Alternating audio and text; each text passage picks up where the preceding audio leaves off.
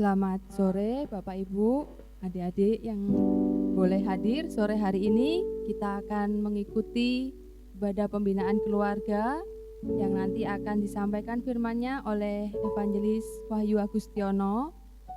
Kita mengikutinya secara daring hari ini, tapi puji Tuhan semuanya boleh kita ikuti dengan hati untuk keluarga kita masing-masing. Mari kita mulai dengan doa pembukaan. Terima kasih Bapa yang baik, sore hari ini kami boleh ada di tempat ini, kami boleh memiliki keluarga kami boleh ada dalam keadaan sehat, semuanya karena anugerah-Mu Tuhan. Kami memulai ibadah ini dalam nama Tuhan Yesus. Amin.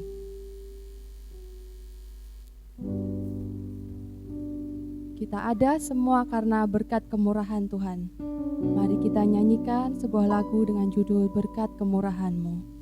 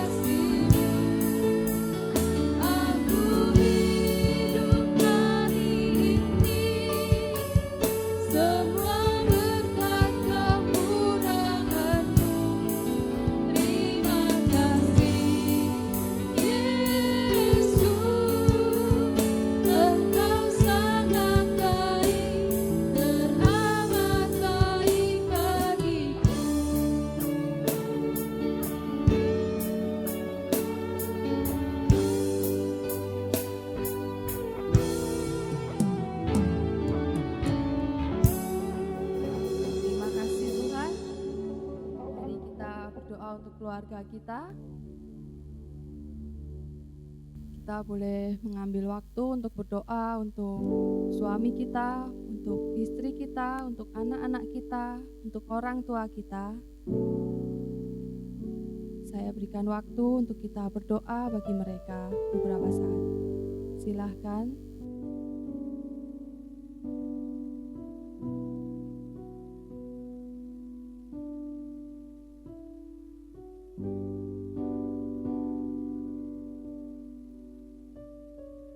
Bapak yang baik, terima kasih untuk sore hari ini. Kami bersyukur Kau tempatkan kami dalam keluarga yang ada bersama kami saat ini. Kami rindu Tuhan membawa mereka kembali ke hadapan-Mu dalam kemuliaan-Mu saja Bapa. Untuk setiap kesehatan, untuk setiap kedekatan kami satu sama lain, untuk anak-anak kami Tuhan, anak-anak kami yang mulai dari lahir hingga bertumbuh dewasa, kiranya Tuhan yang pimpin, Tuhan yang jaga.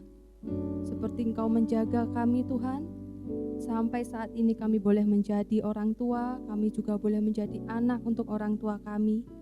Kami boleh menjadi saudara untuk saudara-saudari kami.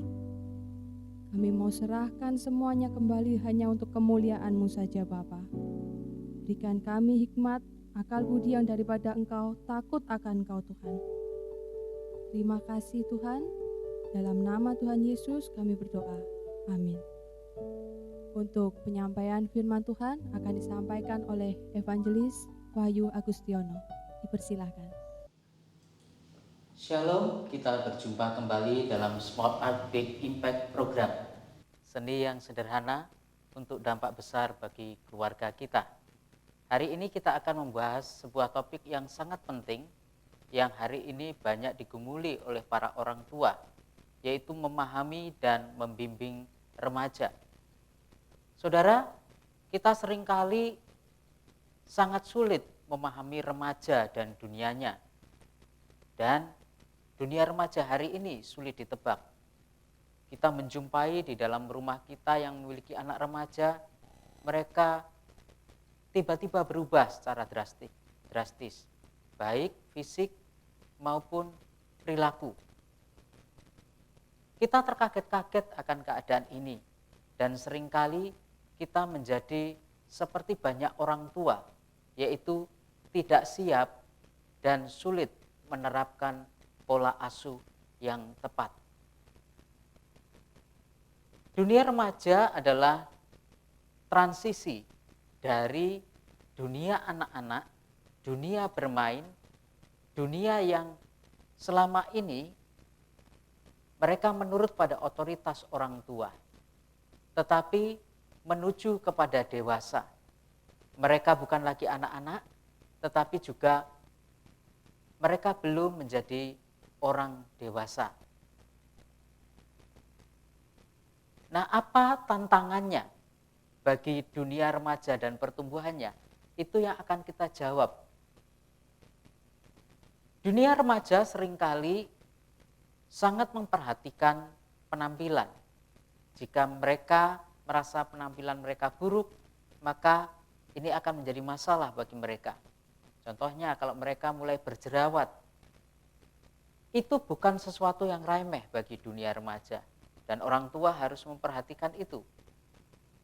Kita juga harus memperhatikan pertanyaan tentang masa depan. Misalnya jika orang tua mereka sukses, maka mereka akan berpikir bagaimana bisa menjadi seperti orang tua mereka yang sukses. Tetapi jika sebaliknya, ketika orang tua mereka tidak sukses, maka mereka akan bertanya, mungkinkah saya akan mengikuti orang tua saya yang seperti itu? Hal yang perlu dipikirkan lagi adalah penolakan. Dunia remaja adalah dunia yang mencari identitas diri. Jika di kelompoknya, di usianya, tidak ada penerimaan, bahkan di dalam rumah kita tidak ada penerimaan bagi remaja kita, maka itu akan menjadi masalah. Hal yang lain yang perlu diperhatikan adalah bagaimana tentang kewajiban. Seorang anak yang masih di bawah otoritas orang tua, biasanya mereka akan patuh. Tetapi di dunia remaja akan sedikit berbeda. Mereka mau sih mengambil tanggung jawab, kewajiban, tetapi mereka kadang-kadang sering juga kita jumpai lari dari kewajiban atau tanggung jawab yang diberikan. Misalnya, mereka harus membantu orang tua. Belum tentu mereka bisa melakukan semuanya. Bahkan mereka seringkali lari dari kewajiban atau tanggung jawab itu. Nah, ini adalah tantangan-tantangan yang dihadapi oleh remaja kita, saudara sekalian, dan kita patut memperhatikan hal ini. Masa kecil atau anak-anak, seperti yang saya sampaikan pekan lalu, adalah seperti spons yang menerima apa saja yang dilihat dan dirasakan. Hanya menerima saja. Tetapi dunia remaja itu sangat berbeda.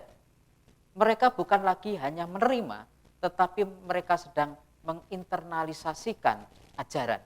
Misalnya mereka melihat model gurunya, atau orang tuanya, atau rohaniwan di gerejanya. Mereka sekarang adalah waktunya memikirkan, betul enggak ya ajaran itu kalau saya terapkan dalam hidup saya? Betul enggak ya apa yang dikatakan papa dan mama? Betul enggak sih yang saya pelajari di sekolah itu betul enggak? Jadi mereka adalah dalam masa-masa menginternalisasi ajaran. Dan perlu diketahui, orang tua wajib membimbing secara benar. Kalau tidak, hasilnya bisa ambyar. Tetapi didikan yang benar akan menjadikan mereka lebih benar dalam menjalani kehidupan. Jadi para orang tua, mari kita mendasari ajaran-ajaran kita. Kenapa? Karena kitab Amsal memperingatkan kepada kita tentang bagaimana kehidupan anak-anak remaja. Misalnya, di dalam Amsal pasal pertama, ayat 8 sampai 19. Bahkan di ayat pertama sampai ke-7 juga sudah dimulai bagaimana mereka sedang berkonfrontasi dengan otoritas. Nah, kita sebagai orang tua perlu memikirkan, memberikan didikan dengan otoritas yang benar. Kenapa? Karena anak-anak muda sedang memikirkan untuk memberontak terhadap otoritas, maka tidak heran di sekolah dengan guru kadang melawan, dengan peraturan di rumah tidak ditaati, mereka berusaha untuk menerapkan apa yang dipikirkan sendiri, bahkan mereka melompati aturan-aturan yang ada. Kitab Amsal juga memperingatkan bahwa anak-anak muda, mereka misalnya di Amsal 1 ayat yang ke-10, hati-hatilah terhadap pergaulan. Banyak orang yang bisa menyeret anak-anak muda, khususnya remaja. Nah, peringatan ini patut diperhatikan oleh orang tua. Kenapa? Karena memang dunia remaja adalah dunia yang bebas sebenarnya. Mereka bisa bergaul dengan siapa saja. Saudara, kemarin saya ditelepon oleh seseorang yang mengadukan anak remajanya baru SMP kelas 1 sudah akan terperosok kepada pergaulan yang salah. Karena gadget, dia bisa mengakses apa saja, bahkan bergaul dengan siapa saja. Mamanya bercerita dengan nangis, dia katakan bahwa anaknya sering kabur-kaburan dari rumah. Bahkan gurunya menelpon mamanya ini, bahwa di handphone anak itu banyak sekali video-video porno. Saudara, ini adalah sebuah peringatan bahwa anak-anak remaja bisa ada dalam kondisi ini. Yang ketiga yang patut kita perhatikan dan sudah diperingatkan juga oleh kitab Amsal adalah tentang seksualitas, tentang kejahatan. Ayat 15 di pasal pertama dari kitab Amsal memperingatkan bahwa ada orang-orang jahat yang bisa menyeret kita. Bahkan di pasal 1 sampai 9 juga banyak menceritakan peringatan-peringatan kepada anak muda yang bisa digoda. Salah satunya adalah tentang seksualitas. Karena dunia remaja sedang mengalami perubahan libido. Dulu waktu anak-anak tidak ngerti apa itu rasa dicium. Ya dulu biasa saja. Sekarang dunia remaja akan berbeda.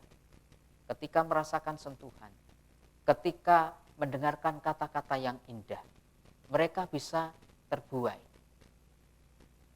Dan mereka diperingatkan oleh kitab Amsal bahwa dunia remaja kita bisa terjebak pada kemalasan. Usia remaja harusnya sudah memulai usia-usia yang produktif. Tetapi banyak di rumah-rumah yang di sana ada anak remaja, orang tua itu mengeluh. Anak saya kok yang perempuan belajar masak aja enggak mau. Nyapu saja enggak mau. Bantu orang tua enggak mau. Dipanggil saja males-malesan. Makan saja males-malesan.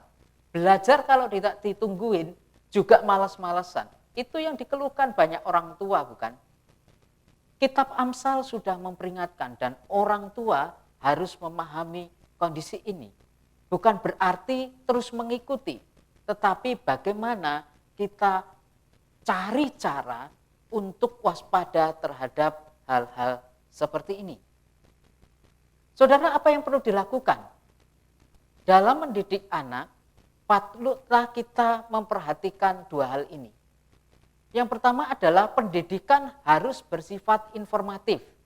Misalnya, nak, nanti kalau habis makan, piringnya ditaruh di tempat cuci piring ya. Nak, kalau belajar, jangan lupa habis belajar, buku dibereskan ya. Nak, kalau ke gereja, jangan lupa jam 7 ya, bukan jam 9. Nak, kalau pulang, jangan malam-malam ya. Jam 7 malam itu bagi mama sudah, bagi anak perempuan khususnya sudah mengkhawatirkan loh. Nah, anak-anak diberi informasi itu. Tetapi pertanyaannya, anak-anak melakukan enggak? Seringkali anak-anak tidak melakukan, bukan? Boleh kita memberikan informasi. Bahkan di sekolah, mereka adalah anak-anak yang dididik dalam pelajaran akademis. Misalnya tentang biologi, tentang ekonomi, bagaimana mereka harus tahu tentang kesehatan, dan lain sebagainya. Itu semua diserap oleh anak-anak remaja kita, dan itu bisa merupakan informasi berharga. Tetapi pendidikan bagi anak-anak kita, orang-orang percaya, tidak cukup hanya sekedar informasi. Tetapi yang perlu ditambahkan adalah pendidikan harus bersifat formatif. Apa itu? Yaitu semua pengetahuan-pengetahuan yang bisa mendidik mereka dalam kebiasaan-kebiasaan, membentuk mereka secara karakter. Contohnya, ketika mereka belajar di sekolah tentang biologi, harusnya membawa mereka tahu tentang apa itu makanan yang sehat. Apa itu tentang bagaimana mencuci tangan atau menjaga diri. Bagaimana mereka mengerti bahwa sentuhan secara biologis antara pria dan wanita itu sangat berbahaya. Harusnya membentuk pemikiran itu. Atau ketika mereka belajar tentang IPS, mereka juga pernah belajar tentunya soal ekonomi. Nah, itu seharusnya mempengaruhi bagaimana mereka membeli barang-barang. Atau mereka belajar tentang ilmu pengetahuan yang lainnya, tentang hukum misalnya. Harusnya itu membentuk mereka secara karakter tentang hukum. Dan masih banyak hal-hal yang lainnya, termasuk formasi spiritual. Kalau di rumah kita membentuk mereka dengan hal-hal yang rohani, kalau berbohong itu dosa. Kalau melawan orang tua itu berarti itu melawan hukum Allah. Kalau kita tidak beribadah berarti kita sedang tidak menghormati Allah. Nah, pengetahuan-pengetahuan ini, saudara-saudara, akan membentuk karakter anak sebenarnya. Dan kalau itu diajarkan berulang-ulang, maka seharusnya itu menjadi kebiasaan yang membentuk karakter si anak itu. Jadi pendidikan yang kita lakukan bukan hanya informasi, tetapi formasi, membentuk anak. Karena di dalam Matius 28, 19, 20, di sana dikatakan ketika Tuhan Yesus mengamanatkan amanat agung itu, ajarlah mereka melakukannya. Jadi bukan hanya mendengar ajaran, tetapi ajar mereka untuk melakukannya. Itu adalah arah didikan kita. Itu adalah cara membimbing kita. Jadi bukan hanya sekedar informasi yang kita berikan kepada anak. Itu harus menjadi gaya hidup mereka. Itu menjadi aksi mereka setiap hari. Saudara-saudara, bagaimana mendidik anak bukan hanya tahu, tetapi melakukannya. Mau tidak mau, kita harus menjadikan diri kita sebagai model. Saudara, ini bukan tugas yang ringan.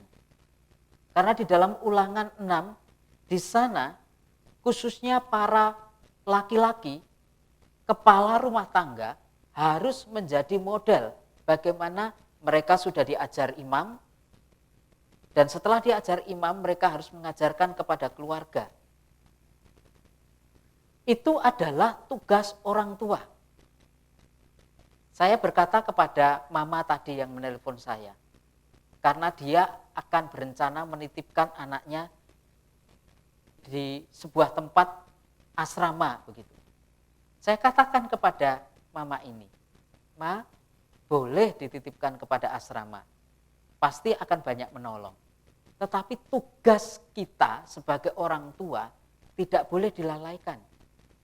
Karena Tuhan sendiri dalam perjanjian lama dan di dalam perjanjian baru, di Ulangan 6 dan di Efesus, itu jelas mengatakan bahwa orang tua adalah sosok yang harus mendidik anak-anaknya. Tidak boleh dititipkan kepada nenek, tidak boleh dititipkan kepada orang lain, karena itu adalah kewajiban orang tua. Dan orang tua patut menjadi model.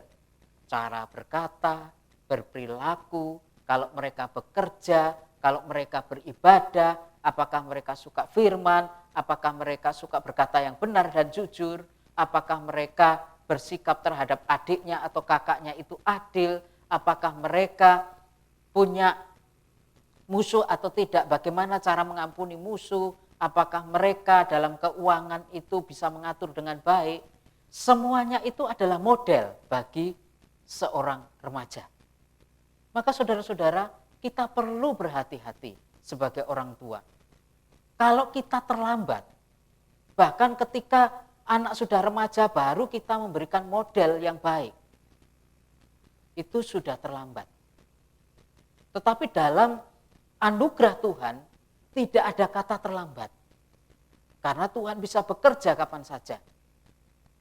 Tuhan itu seperti seorang pengecat.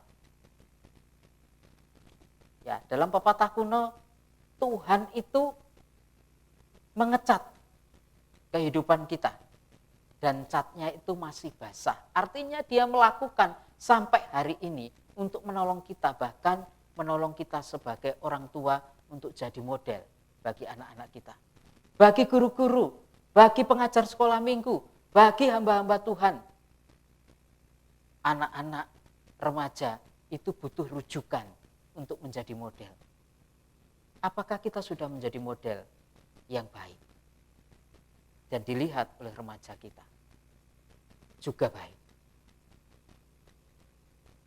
Saudara, mungkin kita akan kesulitan mendidik anak remaja. Kenapa? Karena banyak perubahan-perubahan yang tidak dapat kita duga sebelumnya. Dan kita mungkin tidak siap. Artinya kita harus belajar dari semangat inkarnasi Kristus. Kristus datang ke dunia untuk mengampuni dosa-dosa kita. Tetapi bukan hanya sekedar itu, semangat inkarnasi itu berarti Yesus sedang mau memahami manusia. memahami dosa dan kelemahan manusia, termasuk kita orang tua. Jadi mari kita belajar, ketika kita memahami semangat inkarnasi Kristus, berarti kita juga harus memahami anak-anak kita yang juga mungkin pernah jatuh, mungkin mereka sedang memberontak, mungkin mereka sedang saat ini menolak didikan, mungkin mereka saat ini sedang ada di dalam masa-masa yang kritis karena mereka salah pergaulan. Kita harus memahami mereka. Kita harus tahu kesulitan-kesulitan, apakah mereka jatuh dalam hal seksual, apakah mereka jatuh dalam pergaulan bebas, ataukah mereka ada di dalam masa-masa pemberontakan, atau mereka saat ini sedang malas. Kita harus tahu sebagai orang tua dan memahami mereka, masuk ke dunia mereka. Tetapi kita juga harus belajar bahwa kita ini harus membabat mereka, artinya mendisiplin mereka. Tetapi jangan lupa, bukan hanya membabat mereka, tetapi juga harus membalut mereka. Disinilah semangat inkarnasi itu. Yesus datang untuk mengampuni, bukan hanya menghukum, bukan hanya mendisiplin, tetapi membabat dan membalut. Begitulah seharusnya kepada anak-anak kita. Kesimpulannya saudara-saudara, hari ini kita dibawa untuk memikirkan, memahami dan membimbing remaja. Membimbing anak dalam keluarga bukan hanya sekedar pendidikan informatif, tetapi haruslah pendidikan formatif, formasi yang membentuk anak secara karakter. Dan semangat inkarnasi Kristus haruslah menjadi dasar kita memahami anak. Bukan atas dasar kita, bukan hanya kemauan kita, tetapi atas dasar membabat dan membalut. Artinya kita siap mengampuni anak-anak kita. Artinya kita siap memahami kelemahan mereka dan membawa mereka untuk disiplin kembali ke jalan Tuhan. Kiranya Tuhan menolong kita. Tuhan, kami lemah dan terbatas sebagai orang tua. Kami merindukan Engkau yang menolong kami di tengah keterbatasan kami sebagai orang tua. Pengetahuan kami tentang bagaimana menjadi orang tua. Tetapi Tuhan, Engkau tidak pernah kekurangan cara untuk menolong kami. Apakah kami bersandar kepadamu? Itu pertanyaan yang penting untuk kami renungkan sebagai orang tua. Seringkali kami berusaha menjaga anak kami sekuat tenaga. Memang tidak salah Tuhan. Tetapi kami lupa mengandalkan Engkau. Kami lupa mengajarkan firman. Kami lupa mendidik mereka secara karakter rohani, karakter Kristus yang harus diam, tinggal dalam hidup mereka. Kami banyak waktu menghabiskan banyak uang untuk hal-hal akademik, untuk hal-hal yang hanya menyenangkan mereka, untuk mencukupi kebutuhan emosi mereka. Tetapi kami lupa mengajarkan seperti yang diajarkan Amsal. Kami harus waspada terhadap jebakan-jebakan. Entah itu seksual, godaan pergaulan, bahkan pemberontakan-pemberontakan. Kami harus waspada tentang itu. Dan kami harus cari cara yang bisa kami temukan hanya di dalam firman. Tolonglah kami Tuhan. Demi Kristus Yesus kami berdoa. Amin. Kiranya Tuhan menolong kita sekalian. Tuhan Yesus memberkati.